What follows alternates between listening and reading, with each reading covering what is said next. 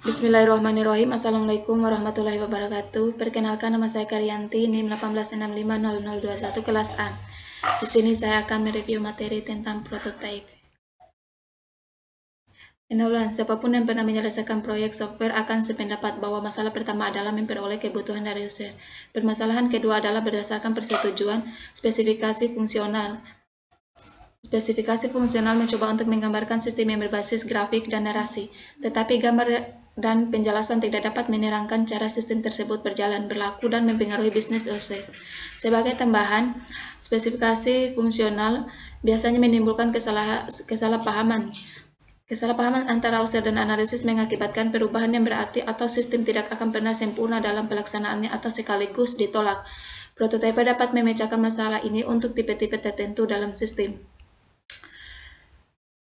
Teori di belakang prototipe, seperti halnya Anda tidak dapat menilai sebuah mobil tanpa mencobanya, user juga tidak dapat menilai dari spesifikasi fungsional, bagaimana sistem akan berlaku dan berjalan.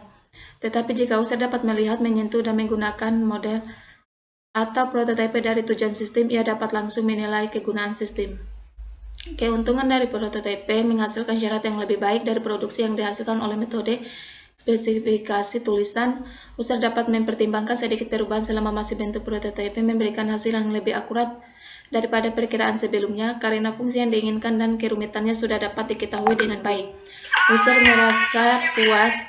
Pertama, user dapat mengenal melalui komputer dengan melakukan prototipe dengan analisis yang sudah ada.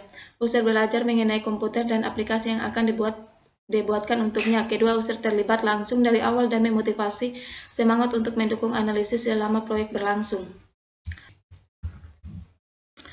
Metode prototipe atau the prototyping method.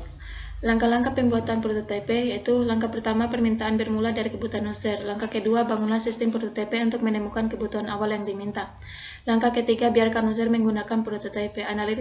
Analisis harus memberikan pelatihan, membantu, dan duduk bersama-sama dengan user, khususnya untuk pertama kali. Anjurkan perubahan. User harus melihat fungsi-fungsi dan sifat dari prototipe. Lihat bagaimana ia memecahkan masalah bisnis dan mengusulkan perbaikan. Langkah keempat, implementasikan saran-saran perubahan. Langkah kelima, ulangi langkah ketiga sampai user merasa puas. Langkah keenam, merancang dan membangun suatu sistem akhir seperti sebelumnya. Sistem yang bermanfaat dari prototipe. Sistem yang paling sesuai untuk prototipe adalah satu dari banyak hal yang bergantung pada sistem input atau output dari user. Sistem dengan transaksi online dikendalikan melalui menu, layar, formulir, laporan, daftar, dan perintah. Software untuk prototipe. Software for prototyping. Produk yang baik harus menyediakan 7 bagian, yaitu pembuatan menu yang cepat dan mudah, pembuatan tampilan input dan output, penyelarasan. Software harus menghasilkan sebuah data destinatory secara otomatis. Software harus dapat menyusun database sesuai harapan, mencari hasil dengan query online secara tepat ke data yang didaftar pada database. Apakah yang dibutuhkan meliputi logika yang rumit atau perhitungan yang diperlukan prototipe. Prototipe sebagai bagian dari case. Prototipe adalah metode untuk mengotomatisasi fase definisi dan analisis. Jadi, merupakan bagian dari case computer-aided software engineering, tetapi prototipe memberikan masukan pada tingkat pengotomatisasian selanjutnya dengan baik. Jika langkah selanjutnya adalah membangun sistem nyata dalam bahasa pemrograman generasi ketiga, produk prototipe harus dapat menyediakan pada Anda sarana untuk mencetak semua item yang telah diketahui, semua menu, semua bentuk laporan, dan perintah-perintah. Di manakah prototipe ditempatkan dalam 7 fase? Sekarang Anda mungkin merasakan bahwa metode pembuatan prototipe dapat menggantikan dengan sempurna 7 fase mendekati pembangunan proyek, dan mungkin juga merasa diganggu bahwa saya membuat Anda membaca Jangan takut, pembuatan prototipe hanya menggantikan beberapa bagian dari fase definisi dan analisis. Beberapa produk yang harus dilihat yaitu